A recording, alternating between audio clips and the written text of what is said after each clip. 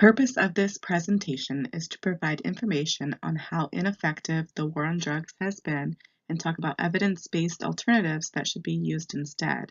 The hope is that this knowledge will encourage nurses to advocate for public policy change to decriminalize methamphetamine use so that individuals may be treated more effectively and compassionately. Until very recently, under current policy, individuals suffering from addiction were more likely to be incarcerated than to receive treatment. Although drug crimes have not increased over the past several decades, the number of people imprisoned for these crimes has increased tenfold. This is partly due to tougher laws related to the war on drugs, rigid mandatory sentencing guidelines, and lack of access to effective mental health and substance abuse treatment programs. Currently, 15% of men and 31% of women in state prisons suffer from mental illness, while 50% report both mental illness and substance abuse issues. While incarceration alone does nothing more than force abstinence, most treatment programs are not long enough and don't focus on the cognitive deficits and the distortions of addiction. Because of pervasive media portrayals demonizing addicts, policies have become punitive instead of focusing on treatment and recovery.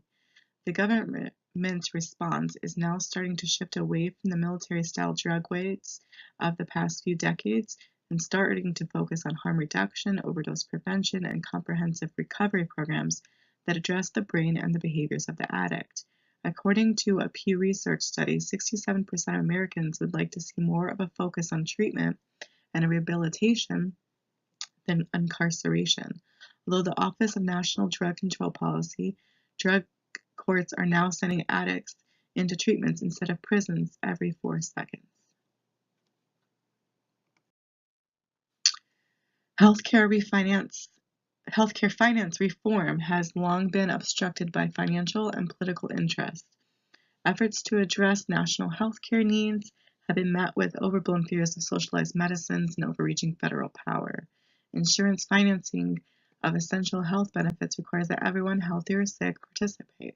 But in an effort to block the Affordable Care Act, challenged the constitutionality of this self-insurance requirement. The Supreme Court upheld the Affordable Care Act with a concession to states' rights that perpetuates health disparities by allowing states to refuse the Medicaid expansion.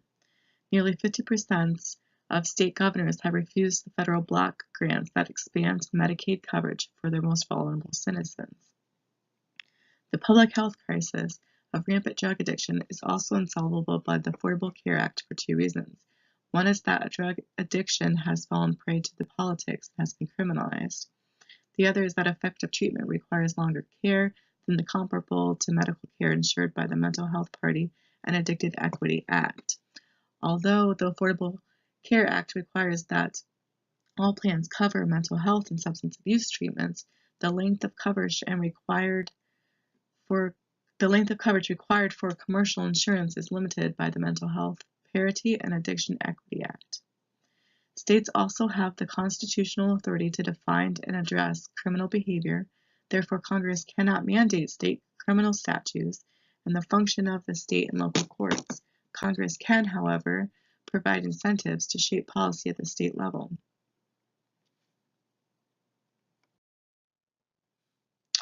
The proposed bill at the federal level,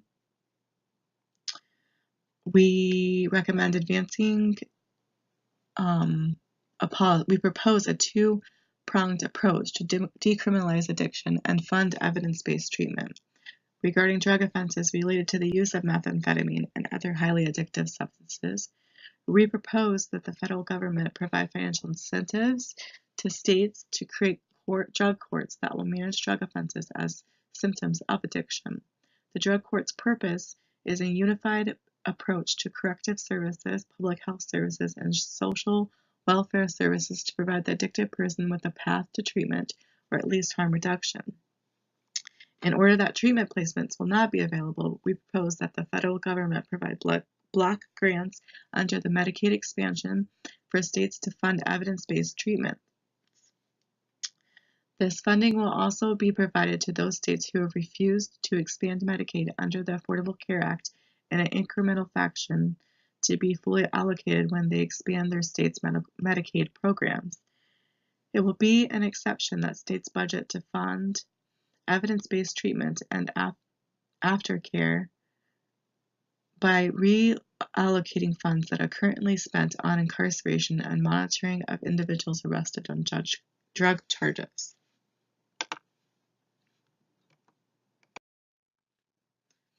The American Nurses Association's Code of Ethics for Nursing with Interpreters Statements outlines the position that nurses have an obligation to serve their patients' needs, either as an individual, group, family, or community level. This document also proclaims that nurses are ethically compelled to promote public health and social justice by promoting public policies that reduce disparities.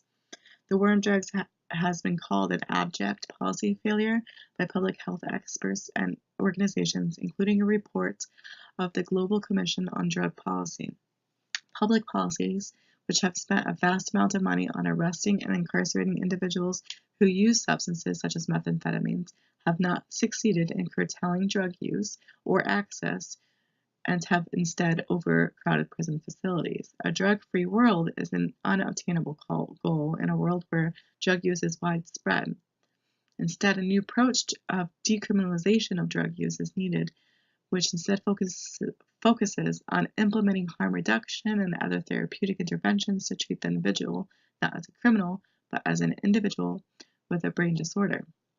Nurses are in a unique position to design, implement, and promote a national public policy to decriminalize the use of methamphetamine. One reason for this is that nurses have been rated the most respected profession in terms of being an honest and ethical profession for the past 16 years in a row. This professional image, coupled with the fact that nurses have experience serving patients with substance abuse disorders at the bedside and in the community, as well as their expertise in evidence-based practice, give nurses the informal power and expertise needed to design public health related to the decriminalization of the use of substances such as methamphetamines. Nurses can affect change by joining nursing associations, which can be a vehicle to effectively change policy due to the presence of a bigger platform. In addition, building relationships with legislators who may be willing to sponsor a bill, as well as lobbying for an appropriate health care bill, may be beneficial ways for nurses to advocate for policy change. With the approved policy change and increased funding, treatment facilities will begin to see an increase in patients. Iowa currently has 314 treatment facilities, with only 35 that accept state funds to cover the cost. States would require additional facilities accept state funding to cover the expense of inpatient and outpatient treatment. The patient-provider ratio for mental health and substance abuse in Iowa is approximately 820 patients to 1 provider prior to implementing the policy. Due to the increase in patients, more providers would be needed in treatment facilities. Nurse practitioners' contributions providing health care in the treatment facilities would allow an increase in patients being seen and decreased wait times. For the nurse practitioner to provide care for substance abuse, there is currently a certification program for the substance abuse nurse practitioner. The treatment program would have to be standardized throughout every facility to ensure the same quality of care and treatment is being offered. The foundation of the treatment program would be to utilize evidence-based practice to ensure a long-term positive outcome for every patient. Evidence-based research relies on pharmacotherapies, behavior therapies, and a realization of the consequences due to drug addiction. Once the facilities and providers are in place, quarterly meetings would be required to ensure the policy change has a positive effect. Law enforcement would report decreased incarcerations and recidivism rates. Hospital administrations would report a decrease in patients being treated for overdose withdrawals and treatment. Social services would report less court activity and referrals due to effective treatment facilities. Drug courts would report a decrease in criminal activity and incarceration through the court system, and the community would begin to see a decrease in drug-related crimes, sales, and use. Incarceration as a solution for the use of drugs. such as methamphetamine, has not been effective at deterring individuals from using drugs. Not only that, but it adds to the stigma that society places on those that have substance abuse disorders.